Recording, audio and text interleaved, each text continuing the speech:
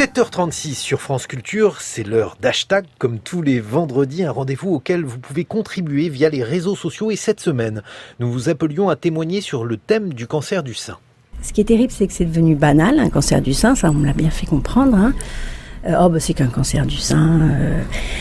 En même temps, ça reste quelque chose de vraiment super difficile, quoi. Nous venons d'entendre Bénédicte Ponté. On lui avait dit qu'elle avait 80% de risque d'avoir un cancer du sein d'origine génétique. Et à 39 ans, le cancer s'est déclaré.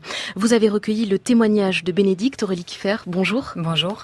Le cancer du sein entraîne chaque année 11 600 décès en France, mais dépistés à un stade précoce, 9 cancers sur 10 sont guéris. Et c'est ce qui s'est passé pour Bénédicte. Oui, mais c'était un cancer très agressif et Bénédicte a dû subir des traitements éprouvants. Elle m'a dit cette phrase qui m'a vraiment touchée. On a 40 ans, on est plutôt jolie et en 4 mois, on ne ressemble plus à rien. Comme c'est le lancement d'Octobre Rose, un mois de sensibilisation au cancer du sein, j'ai demandé à Bénédicte si elle trouvait qu'on en parlait bien. Elle a souri, elle m'a dit c'est bien qu'on en parle, mais à chaque fois j'ai l'impression qu'on fait une publicité pour le cancer. Et elle a ressenti le même malaise pendant les ateliers auxquels elle a été conviée.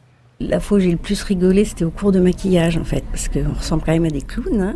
Et puis on nous maquille, alors c'est sûr on nous maquille avec du Chanel et du Dior, mais enfin quand même, il y a un côté complètement décalé, c'est-à-dire que j'ai eu l'impression qu'on voulait nous camoufler en fait. C'est-à-dire vous êtes malade, et ben vous allez voir, c'est merveilleux, vous allez pouvoir rester belle. C'est violent quand même, je me suis dit mais la seule chose qu'on veut de moi c'est que je reste belle quoi. Je pourrais mourir mais il faut que je sois belle quoi.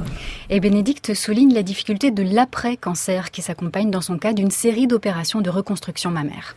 On est sorti dans le sens où le cancer est plus là. En même temps, la reconstruction, elle est longue physiquement, parce que reconstruire un sein, je crois que c'est très compliqué en fait.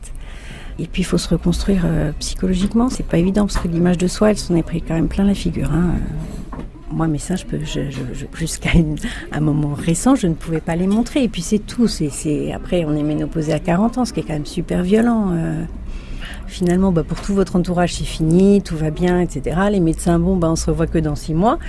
Mais là, on est toute seule, avec un corps bien abîmé quand même. Et là, ça fait une dépression. En tout cas, moi, ça a été dur après.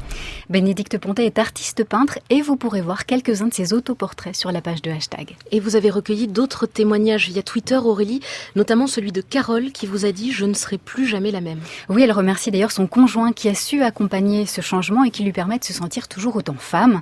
Véronique, elle, parle du cancer comme d'une parenthèse dans sa vie dont elle est sortie plus forte avec l'envie de profiter de chaque instant. Et à l'inverse, Sylvia, qui vous a répondu sur Facebook, parle d'une solitude redoutable. Elle trouve qu'on demande beaucoup aux femmes, qu'elles doivent se débrouiller seules et qu'on ne leur accorde pas suffisamment d'attention.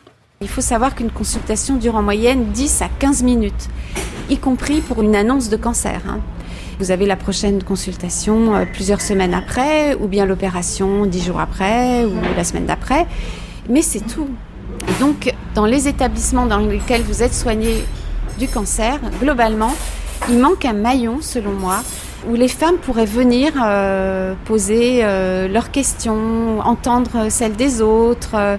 Et ce serait formidable qu'il y ait des espaces de témoignage sous une forme sympathique et où des médecins donneraient un peu de leur temps, en dehors du temps de consultation ou d'opération, pour venir échanger et donner un peu de leur science sur des questions qui finalement restent toujours sans réponse entre 2 consultations.